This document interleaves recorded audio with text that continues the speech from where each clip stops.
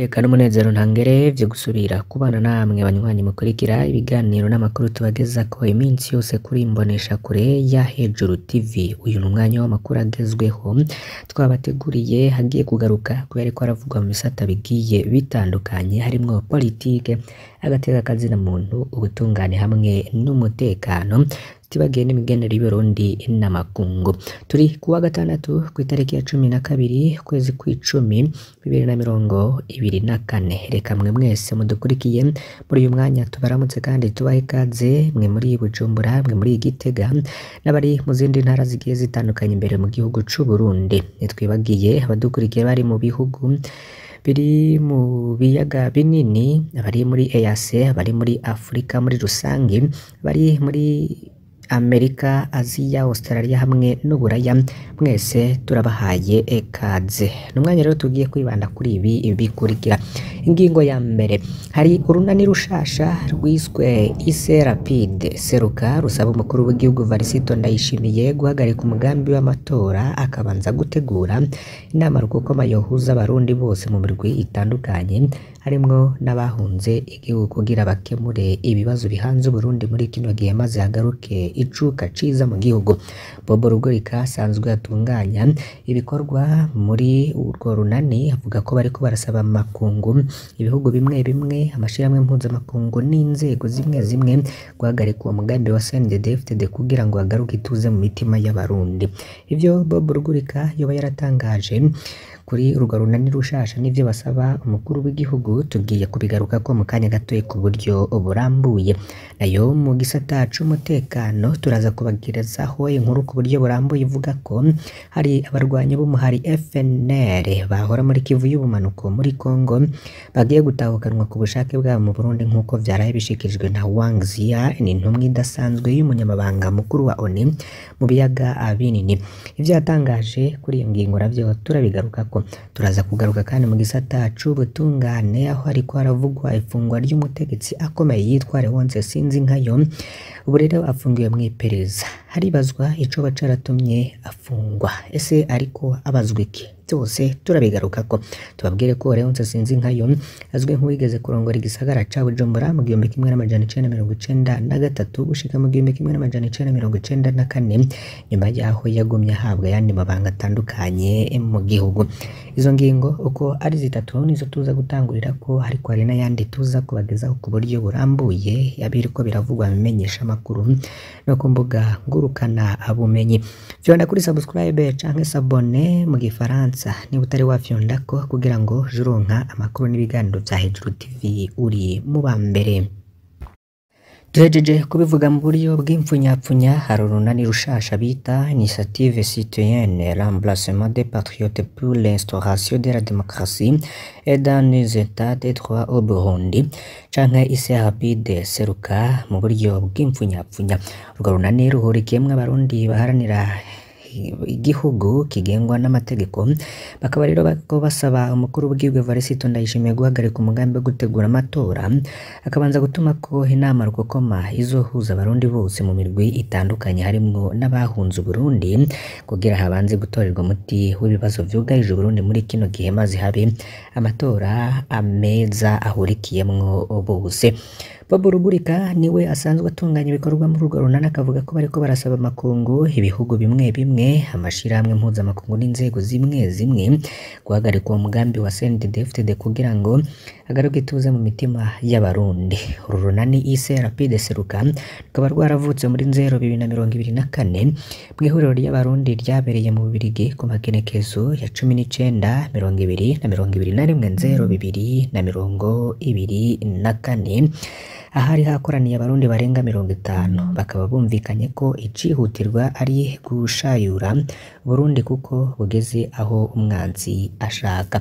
Nkuko muri Ise Rapide Seruka babishikiriza ngo barandikiye umukuru w'igihugu Varisito Ndayishimiye mw'ikete ryatewe ku mukono ku wa 12 Nyakanga 2024 aho bamusaba guhagarika umugambi w'amatora kuko ayo matora atunganijwe mu gihe Burundi buri mu bibazo bikomeye vy'ubutunzi, mbere akaba atunganijwe habanje gukomirwa abarundi batari bake bishobora no kuvyura n'imivurungano mu Burundi nkuko vyagenze muri 2015. uko Bob Rugurika asanzwe ari no mu batunganya ibikorwa by'urwo runani, akaba asaba abagumyabanga b'umutima bari muri CNDD-FDD hamwe n'abanyapolitiki batari mu mugambwe uri ku butegetsi kuraba neza nibasange bariko bashigikira CNDD-FDD mu matora ashobora gukwega karambaraye mu Burundi. Bob Rugurika rero akaba amenyesha ko bariko batera akamo amakungu, ibigo bimwe bimwe, amashirahamwe mpuzamakungu hamwe n'abari mu nzego zimwe zimwe mu Burundi kugira ngo bahagarike uwo mugambi w'amatora, hakihutirwa nyabuna ibiganiro bihuza abarundi mu gutorera umuti ibibazo vyugarije igihugu muri kino gihe. Yo ni inkuru y'ikinyamakuru UBM News. Mu bindi rero biriko bivugwa twabibabwiye mu gisata c'umutekano ngo hari abarwanyi b'umuhari FNL bahora muri Kivu y'ubumanuko muri Kongo bagiye gutahukanwa ku bushake bwabo mu Burundi uko vyari bishikirijwe na Wang Xian, intumwa idasanzwe y'umunyamabanga mukuru wa ONU mu biyaga binini. Mu gihe ku munsi w'ejo rero hari haramutswe haba inama y'umutekano ya ONU yiga ku bibazo vy'umutekano mu karere k'ibiyaga binini, intumwa idasanzwe y'umunyamabanga mukuru wa ONU mu karere k'ibiyaga binini Wang Xian yamenyesheje ko umutekano wifashe nabi muri bino bihe cane cane mu buseruko bwa Kongo aho mwari M23 wakomeje indwano mbere ufata uburere bwinshi. Wang Xian akaba yaramenyesheje ko ibiriko birabera mu buseruko bwa Kongo biteye ubwoba kuko umuhari M23 urwanya ubutegetsi bwa Kongo wabandanije wagura uburere bwinshi kandi ukaba ari wo ubugenzura. Wang Xian yaragarutse ku murwi w'abarwanyi ADF uturuka muri Uganda sanzwe uriko urakora ubwicanyi mu kwica abantu no gufata ku nguvu abakobwa n'abakenyezi muri Kivu y'uburaruko na Ituri. Gutyo rero Wang Xian akaba asaba amakungu guhagurukira ikibazo cyo muri Repubulika ya Demokarasi ya Kongo kugira ngo haboneke amahoro maze abateshejwe izabo kubera intambara bagaruke mu mazu yabo, nayo imirwi y'abarwanyi tuzwe maze haboneke amahoro arama. Iyo ntumwa rero idasanzwe ikaba imenyesha kandi ko hariko hari abo twigoro tudasanzwe dukozwe n'ishirahamwe mpuzamakungu mu biyaga binini ko gusubiza mu buzima busanzwe abarwanyi bavyifuza bagasubizwa mu bihugu baje baturukamwo. Aba yatanze akarorero k'abarwanyi ba FNL bagiye gutahukanwa vuba mu Burundi kuko bemeye bakumva akamo bagasubiza ibirwanisho byabo ku bushake kugira ngo basubizwe mu Burundi naho tavuze igitigiri uko kingana. Wang Xian akaba atera akamo ibihugu byo mu karere k'ibiyaga binini korohereza abarwanyi bavyifuza gusubira mu bihugu baje baturukamwo. Yandi makuru havugwa mu gisata c'ubutungane tubabwire ko ifungwa rya Ronse Sinzinkayo mwiperereza ariko aribazwa ibintu vyinshi. Ese ariko abazwa iki? Ronse Sinzinkayo azwi nk'uwigeze kurongora igisagara ca Bujumbura mu 1993 gushika mu 1994. Nyuma yaho rero yagumye ahabwa andi mabanga atandukanye mu gihugu. Kwigenekerezo rya 29 ukwezi k'umunani 2024 niho yafatwa n'abakozi b'iperereza bamukuye ku rugo iwe mu gisagara ca Bujumbura, baciye bamufungira ku biro bikuru vy'iperereza ari naho agifungiye uno munsi. Matohoza rero yakozwe twashoboye kumenya ko Ronse ariko abazwa amanyanga yabaye mu isoko rya logiciel OpenPRH ihemba abakozi mu bushikiranganji bw'abakozi n'akazi mu mwaka 2008. rero niho iyo soko yaje ku mugaragaro ivyo bita appel d'offre international kugira amashirahamwe abifitiye ubushobozi atangure guhiganwa. Isoko rero yari ihagaze ku mafaranga y'amadolari miliyoni 26 nk'uko bigaragarira mu mapuro twaronse muri ayo matohoza. Iyo logiciel ikaba yararanzwemwo nigezwa vyinshi kuko gushika no munsi iyo logiciel irimwo utunenge twinshi. Isoko rero ikaba yaraciye ihabwa ishirahamwe ry'abanyamahanga bava mu gihugu ca Tunisia ryitwa SIMAC cyangwa Société d'Informatique de Management et de Communication. Rero hirwa canke tangwa iyi soko Ronse Sinzinkayo niwe twari umugambi witwa PAGE canke Projet d'appui à la gestion économique. Mugambi PAGE rero niwo warujejwe gukurikirana ikorwa nishirwa mu ngiro harimo gusuzuma ibijanye n'iyo logiciel yarije guhemba abakozi. Mu mwaka 2011 niho Ronse Sinzinkayo yatera umukono ku rupapuro attestation de référence bemeza ko iryo shirahamwe SIMAC ryaranguye neza ico gikorwa co gutunganya ya logiciel OpenPRH. Ronse rero yaciye yandika agira ati SIMAC yaranguye neza igikorwa yahawe, PAGE irashimishwa cyane n'ico gikorwa. Ivyo biri muri runo rupapuro rero twarunze. Aho mw'iperereza rero Leonce ariko abazwa ibijanye n'ayo manyanga kubera ko yiyemeje ko logiciel ikora neza kandi hari byinshi bibura mu gihe ari we yari coordinateur wa page. Ikibabaje nuko umutama w'imyaka 70 afungiwe nta numwe arekuriwe kumukubita ijisho mu gihe hari mu zabukuru afise n'indwara zibubangamiye. Mu nyuma rero nk'uko benshi bavyibuka iyo logiciel imaze kuvugwa ko bitari bike vyinshi muri iyo logiciel rero ntibikora kuko byari biteguwe, hari n'ibintu byinshi bitarimwo. Iyo logiciel ikaba yararaparanganye abakozi ba leta bagacererwa guhembwa, bamwe rero bagahembwa amafaranga y'umurengera, byose bitumwe n'amanyanga yaranze iyo logiciel. Nyuma yo kugaragara ko iyo logiciel yimwe amanyanga menshi, niho bamwe mu bari bafise uruhara mu itunganwa ryayo rwo kurikurikirana batangura gufatwa. Tuributsa Kabigirimana Jean Claude Stanley yahoze arongoye igisata ca CTI afungiwe aho mw'iperereza kuva mu kwezi kw'indwi 2024, n'abaritazari batungwa nayo yahoze arongoye ico gisata ca CTI imyaka 12 imbere yo gukukuruka mu mwaka wa 2022. Ubwo rero ni ukuvuga ko yari kuva muri 2012 gushika 2022, nawe nyene yafashwe muri uko kwezi kw'indwi uyu mwaka, nkuko rero twabicishije no kuri imbonesha kure. Abo bose rero uko ari babiri bakaba bamaze amezi 3 mu biro vy'iperereza. Leonce Sinzinkayo akaba yabaye wa gatatu afatwa mwayo manyanga avuga mu itunganwa ry'iyo logiciel.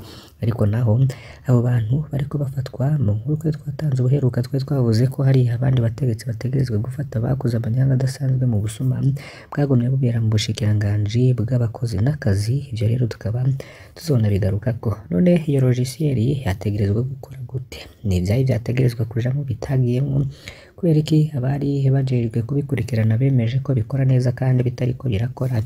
Ni zahe nyungu bari babifisemo? Ivyo bibazo byose rero hari n'ayandi makuru tuzogaruka kuri iyo ngingo.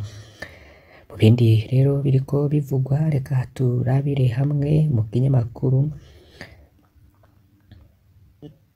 SOS Media Burundi bavuga ko hari abafungwa ba politike babiri bankiwe guhabwa imiti. Abafungwa ni General Major Hermenegilde Nimenya na Colonel Michel Kazungu. Abagabo rero babiri bariko bakora umunyururu w'ubuzima bwabo bwose bagizwe gerageza gutembagaza ubutegetsi bikanka muri Rusama 2015 bari mu bitaro vy'akarere ka Gitega ku mugwa mukuru wa politike. Geneza ry'Uburundi rero ryaranze ko bashobora kurungikwa mu gisagara c'Ubudanaje Bujumbura hari abaganga b'abahinga. Magara y'abo bafungwa rero ko hari babiri yarasinzikaye muri iyi minsi, bakaba bagwaye indwara y'igisukari n'ivumbuka ry'umurindi w'amaraso. Colonel Kazungu rero ikaba yashikanye muri ivyo bitaro mu mpera za Nyakanga guheze. Siri rya mbere yankirwa kurungikwa i Bujumbura kugira ngo avurwe n'umuhinga. General Major de Police Hermenegilde Nimenya akaba yararungitswe mu bitaro by'akarere ka Gitega ku wa 4 Gitugutu. Abaganga rero bakaba bavura bamenyesha ko badashobora no kuvura izo ndwara, ariko igendeza ryaravyanse bw'amasoko yacu. N'umwe mu bo mu muryango wa Nimenya yagerageje guhamagara umuhinga kugira ngo aronke impanuro ku miti yo kwandikirwa. Yaraswe rero telefone yiwe irabikwa n'igendereza ry'Uburundi. Amande y'ibura ry'imiti rero idasanzwe ivyo bitaro birimo abo bagabo babiri biriko birasanurwa. Bari mu bitaro rero bakaba babayeho nabi, n'ibitaro bigwaye gusumbya abagwayi vyakira, niko uwo mwihezo w'umwe mu bamenyesha makuru baho muri ako karere. Umuryango wabo rero bafungwa uko ari babiri bakaba basaba indongozi z'Uburundi kubarekera uburenganzira bwo kwivuza. Mu bindi rero bivugwa, ibubanza abarimyi bariko bidoga ko babuze imbuto z'ibigori. Kuko n'ibiro bijejwe uburimyi n'ubworozi mu ntara ya Bubanza mu burengero bw'Uburundi vyarakiriye imbuto z'ibigori bivuye muri Zambia. Amatoni adashika 30 y'imbuto niyo yakiriwe, gitigiri gisa nuko ataco kimaze hagereranijwe n'ababikeneye kubw'umufundi w'indimo muri iyo ntara. Abarimyi rero bakaba bashavuye cane basaba leta gutegekanya imbuto zikwiye z'ibigori muri kino gihe c'agatasi gikomeye. None rero zarakozwe kuri buri mutumba mu ntara ya Bubanza, bisabwe n'intwaro. Abakuru b'imitumba rero nibo bakiriye ivyo biro kugira ngo babigaburire ababikeneye. Batanze amafaranga angana n'ibihumbi 4,200 y'amarundi ku kiro kimwe. igiciro rero cashinzwe na leta y'u Burundi. Ku mugwa mukuru w'intara ya Bubanza abasaba izo mbuto bari baharurwa mu barenga 1000 mu gihe imbuto zatanzwe zitarenga ibiro 400 hamwe iyo bigaburwa neza buri wese ari kuronka amagarama 200 y'imbuto ni kumwe mu bafundi bindi bamenyesha. Abarimyi rero bakaba bashavuye ntibaza aho bari bute umutwe. Tinjewe nasavye ibiro 10 vy'imbuto bandengeje ikiro kimwe sinzi ico nzokoresha ikiro kimwe kitarenga niko umuremyi Remibi yidoga. Remi rero n'abandi baremyi bari batanze umwimbo wabo muri Anageta ku giciro gito nikavuga ati leta yari yatwemereye kuduha imbuto none raba turonze inica n'ikizuba. Birababaje vy'ukuri. Abarimyi rero bakaba basaba leta kubaha imbuto zikwiye nk'uko yari yavyemeye. Turafise n'amafaranga yo kuri izo mbuto kubera iki zitaboneka niko umwe mwarabu barimyi yibaza. Tukengurukiye mwe mwese mwari mudukurikiye muri aya makuru banywanyi bacu mudahwema gukurikira imbonesha ko ya Hejuru TV mbasabe kugira ngo nimuze gucikwa hari n'ayandi turiko turabategurira kuri uyu munsi. Turi ku wa gatandatu turi ku itariki ya 12 ukwezi kwa 10 2024 turaza kubagezako n'ayandi menshi agiye atandukanye kandi mu bisata vyinshi. Fyonda kuri subscribe canke sabone ni utari wafyondako wibuke no kubisangiza bagenzi bawe kugira badacikwa. Mane bahezagire.